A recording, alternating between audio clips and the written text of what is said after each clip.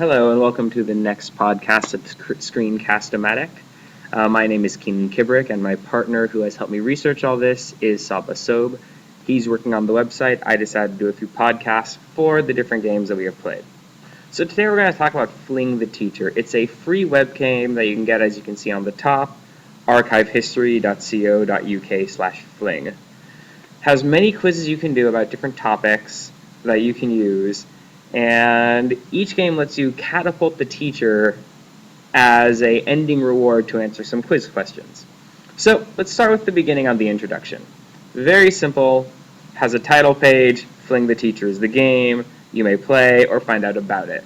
The about goes into the ending credits, they'll tell you all about the game if you want, but really, very simple title page, you click play and go on. Now here we come to the first part that necessarily could use some work. It starts with you having to create your victim, as you can see. It lets you choose random features for the teacher, which is a little fun, I will admit. Choosing their hair color, making them whatever you want, skin color. I like that you can choose blue or green, so I always like to Hulk them out. There we go, random creators, features. But when it comes to directions of a game, I think it could use a little improvement. It tells you to create your victim before you actually know what to do with them and how it works. So it's kind of confusing. I mean, the first time I played, I didn't know why I'm creating a victim. I knew I had to fling the teacher, but even then I didn't know that you're going to use a catapult to do it. So I think instructions would be a better first screen rather than a create your victim screen. That I think should come second after you understand the game. But you'll see why when you click continue. So now we come to the first part, directions of the main game. This is the main screen where the game takes place. It has the question on top, answers on the side, and of course very brief instructions. It says Fling the Teacher, you have to answer 15 questions correctly. Now that's all it says about the game. It doesn't give any more instructions to this, and this is where I find the major problem. One, you notice on the bottom you have buttons here. They do different abilities, but you don't know what they do. At the moment, I would say, with before knowing, is I get to ask Einstein, which is weird because he's dead. I get to vote and maybe vote on the answer or at least have other votes. And now it's starting to think, well, wait a minute, maybe it's like Who Wants to Be a Millionaire? It has the ask, maybe it's ask a person, vote. But then I see this one called -2 take. Now, I think the symbol is bad, and I also do not like that it doesn't tell you what it does. When you click on it, only then do you get to see the directions. Note, it says 2 incorrect answers will be removed, thus making this game exactly like Who Wants to Be a Millionaire. Really wish they would have told me that, though, before I had to click on the button, because originally I thought it's giving me -2 points.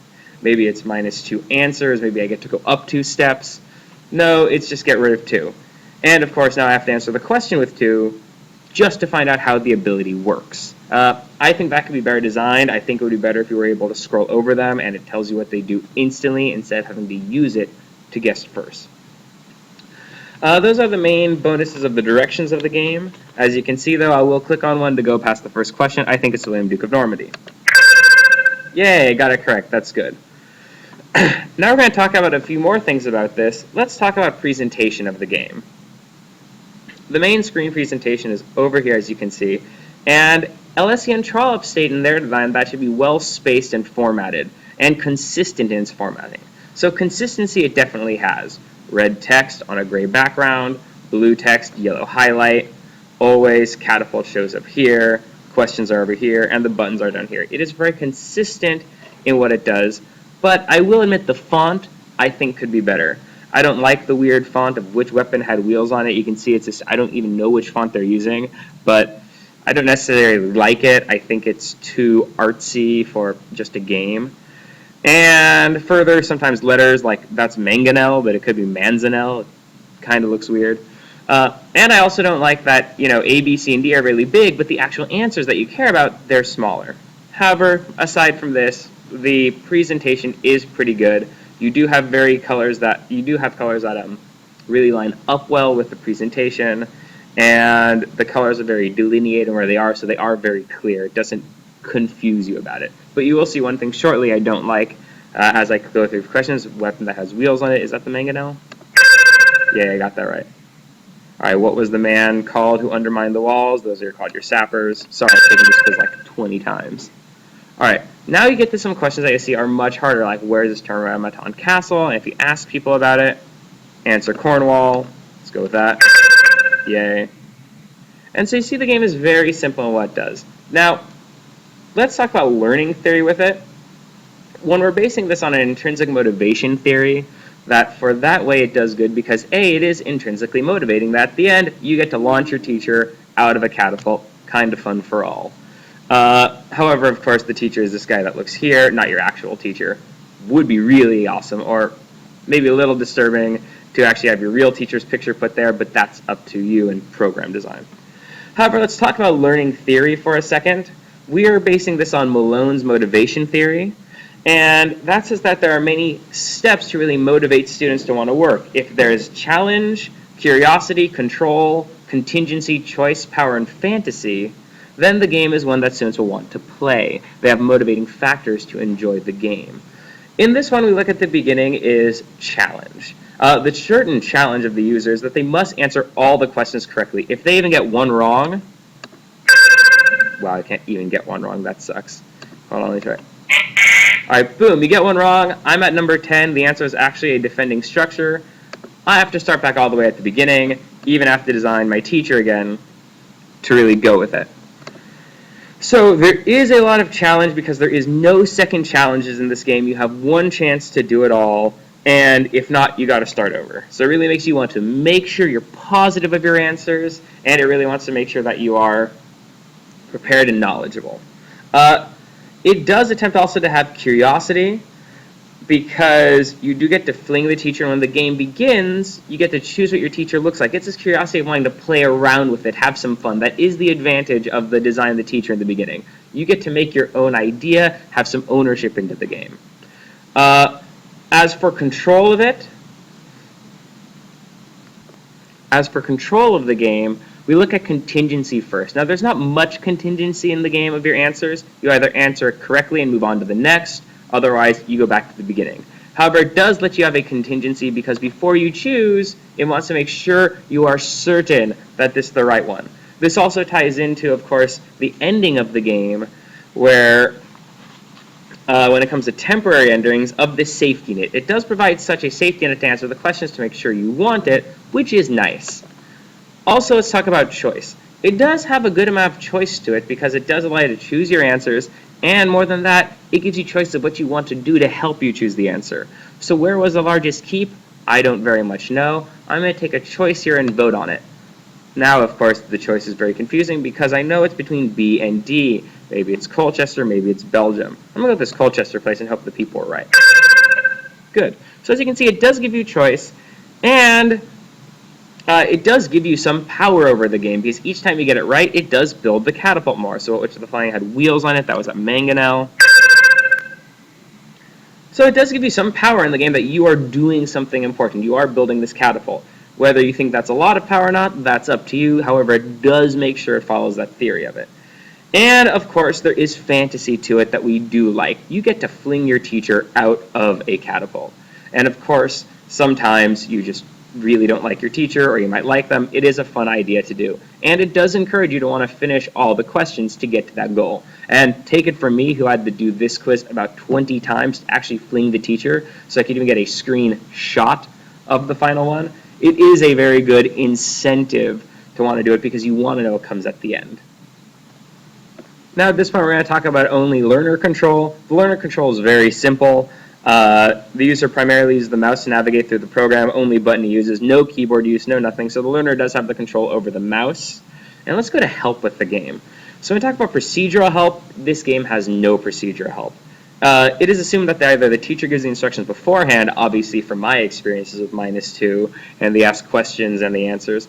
So really, it doesn't have any help in the procedurals, and it really, we think, should have some more help on it. The only real help you get is trial and error. You get the answers right, it tells you the answer. If you get it wrong, it tells you what you need to know next time. But of course, there are 45 questions on this quiz, so it can get annoying. Therefore, not very helpful in the procedurals.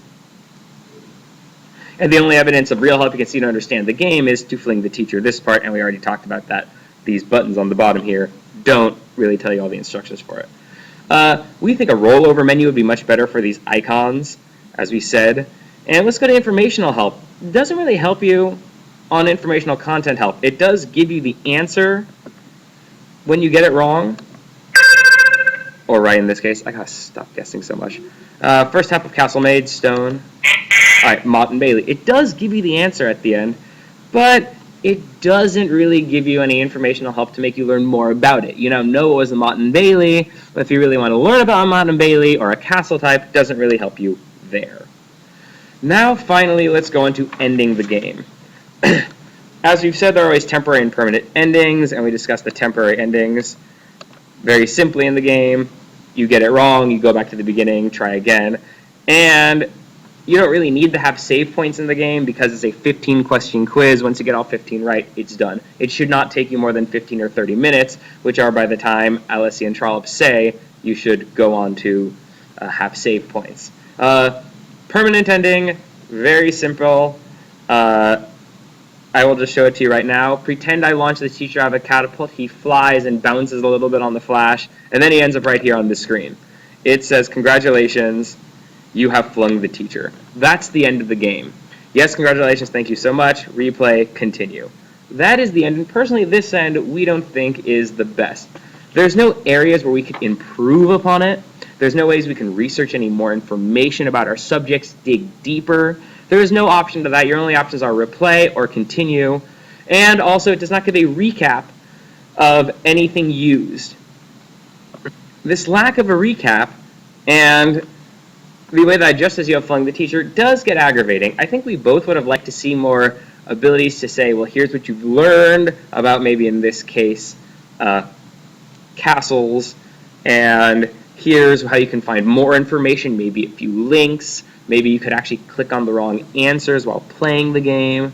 So I can, for instance, if I click Belgium, I could now click on Colchester and that would get me to a new level. Things like that would make it a better learning experience for it instead of just a quiz game. As for other parts, as we mentioned, the safety nets, there's not many of those. And exiting the program, very simple. It is a flash game. All you do is press the X. There is no safety nets to exit, so if you click the X early, you lose all your ability to play. So that is the game Fling the Teacher as we've seen it. I will make one last teacher with a little bit of buck teeth and glasses, and we'll change him to bald. This is the game. Overall, very simple to play, very easy. If your students know the material, it's a very good quiz game for them to try it. They have some fun. They get to throw the teacher, and they get to learn the question answer ABCD format that they will be encountering multiple times throughout their education career. In our opinion, though, it could also become better and improved if there were buttons that we could understand, ways we could research further into the actual answers. And finally, we think it could be overall improved if they change the font a little bit from the font that they have, and maybe give instructions beforehand. Very simple game, could use a little more instructions, could use a little more tweaking, but if you want a game that you can quiz your students on, it works well, and it definitely does its job. That's it for this podcast. Stay tuned for our next one on the redistricting game, and we hope you have enjoyed our show. Very special thanks to Saba Sob, my partner, who has given so much of the information to help make this podcast possible. And that is it. We will see you again next week or later today at Screencast Central.